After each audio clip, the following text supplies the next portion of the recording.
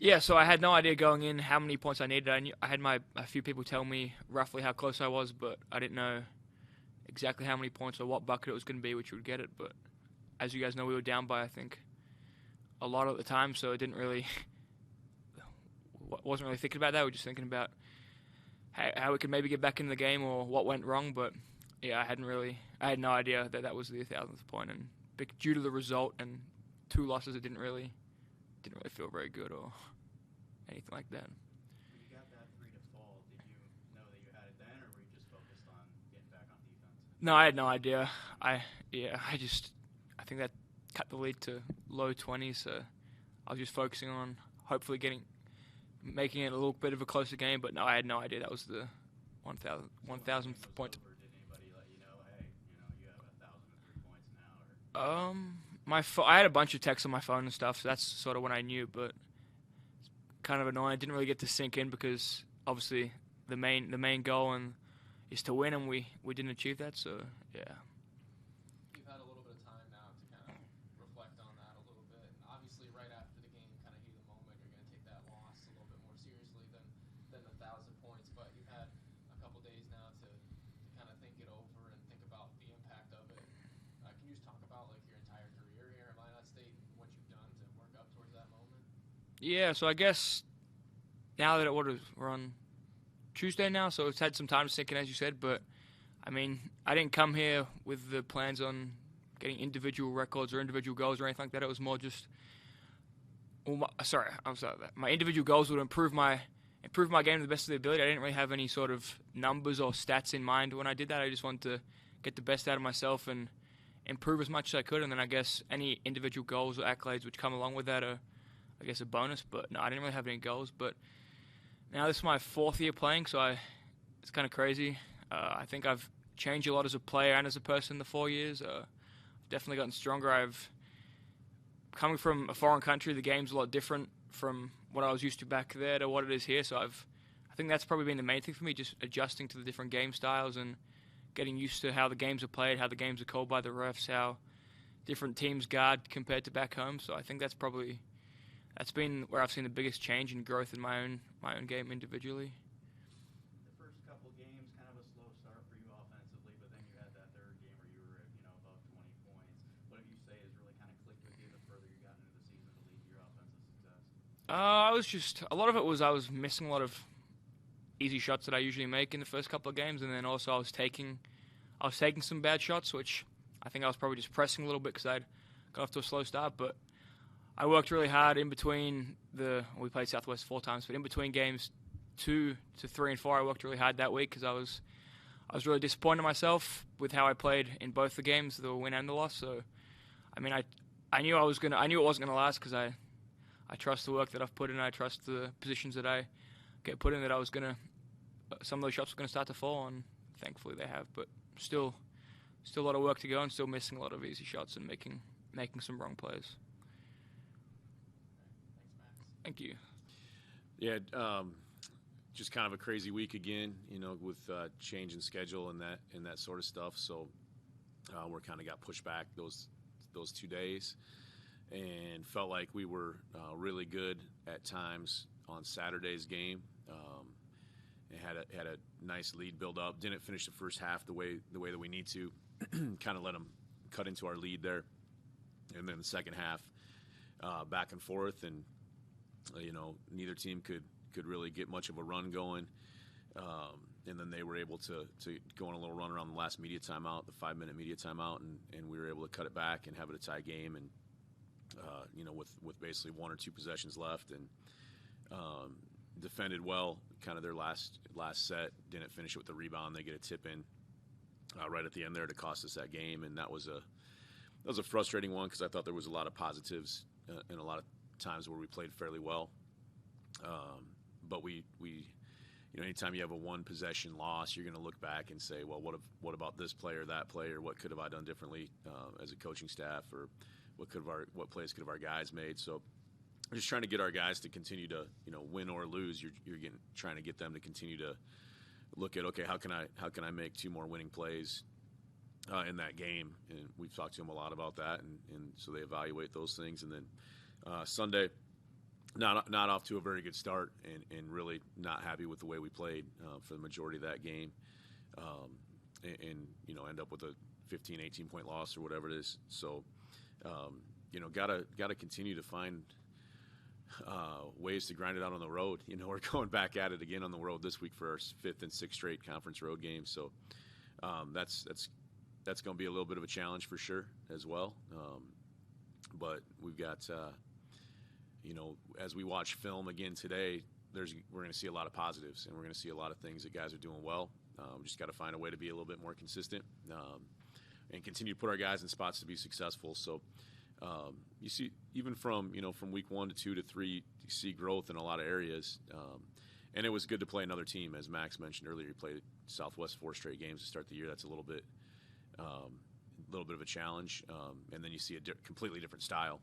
So some of your new guys are kind of, this is college basketball. This is the NSIC.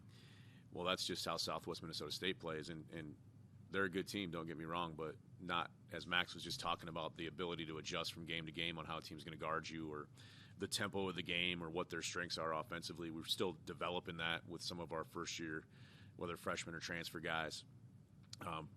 And then, Max and Cody Dwyer have been pretty solid and trying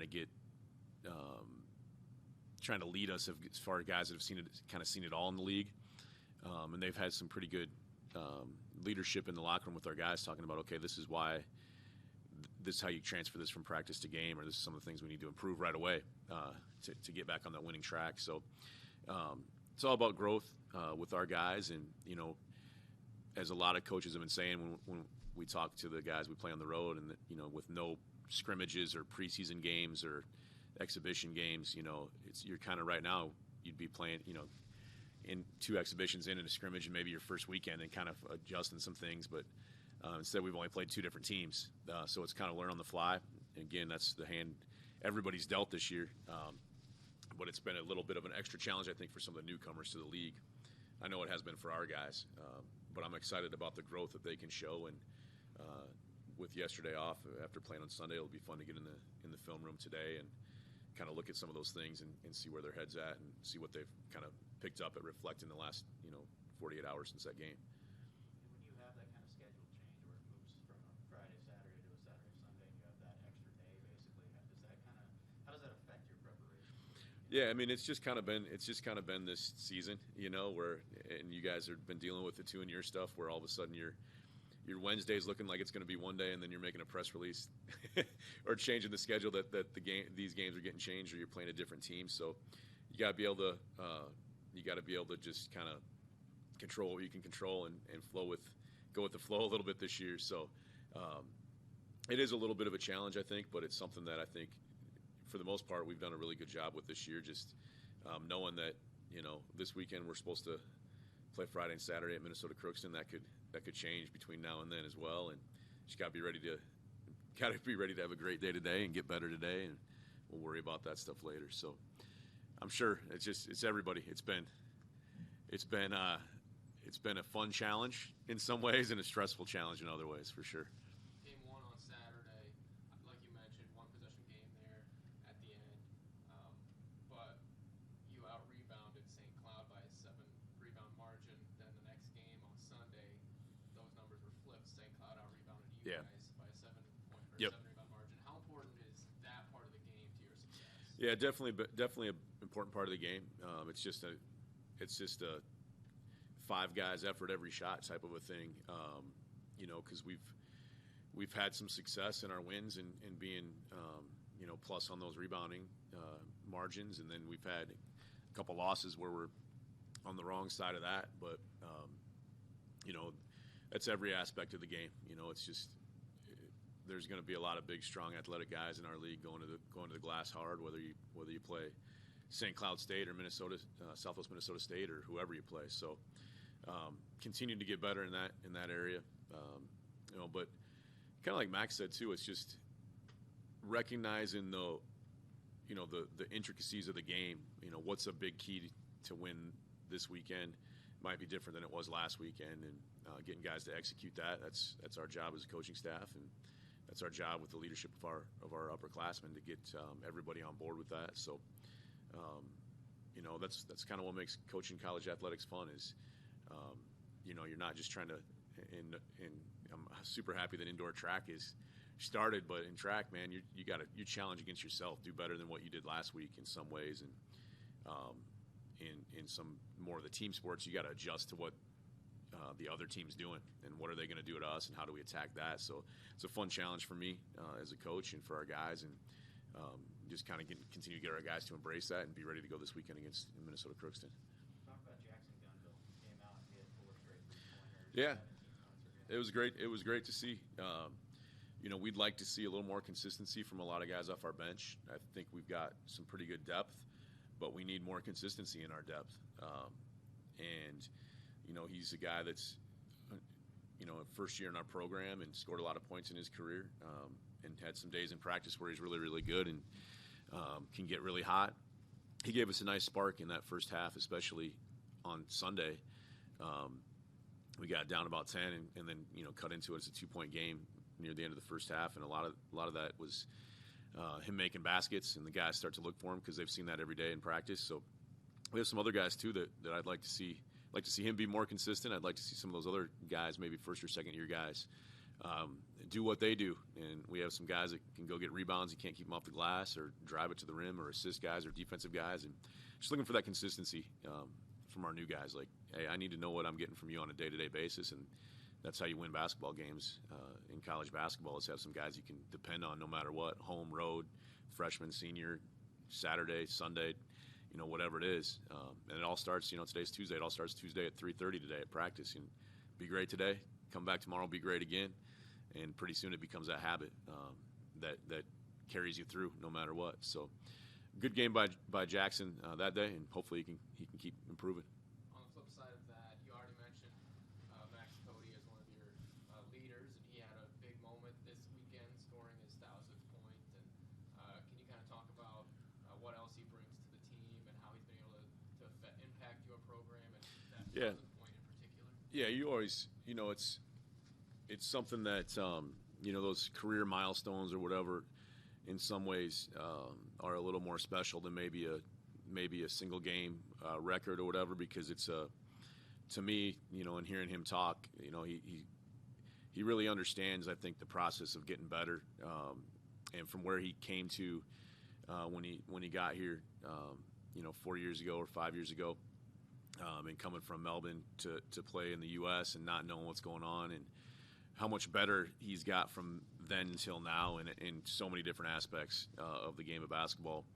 That's what's exciting about it to me, is kind of a tribute to his improvement and his everyday belief in the process of getting better and enjoying the college basketball experience. And he's really just embraced from when he got here and redshirted his first year and was a backup his second year and played under Luis Richimaya, that was a all-conference point guard for us, and played sparingly, but really learned from that and embraced that and had fun with that and just enjoyed being on a team with depth and kind of being behind somebody that's really good and learning from him. That mindset's rare sometimes, I think, these days, to see the long term and worry about getting better each day. And he really did that for 2 years, and then he's been able to kind of be our starting point guard for the last 3 years. And so I just have a lot of respect for that, to stick with it and to get better. And like he said, his mindset has been, let's just see how good I can be, and try to win as many games as we can. And the individual stuff will take care of itself. So just proud of him for that long-term, the ability to look long-term and stick with it. And I just have so much respect for people like that. So really happy for him. It was a nice moment for him. But as he said too, he just wants to win games, and someday he's going to look back on that and he's going to be pretty proud of 1,000 points and however many assists he ends up with as well. So just a tribute to hard work, man, and believing in the program that you play for. Finally, early thoughts on Minnesota Crookston. What do you think they're going to provide for you? Yeah, just kind of getting going with them with the Sunday game and getting back late on Sunday night. And mostly yesterday's worried about Minot State and how can we get our guys playing a little bit better. Every guy, like I said, 2 more winning plays. How can we get that done, and meeting with our guys and making sure their mind's in the right place. So we'll look at them a little bit more the rest of the week. But just excited to play again. How great is it that we get to turn around and play 2 more games this weekend and keep competing and see where we're at again. All right, thanks. Appreciate you guys.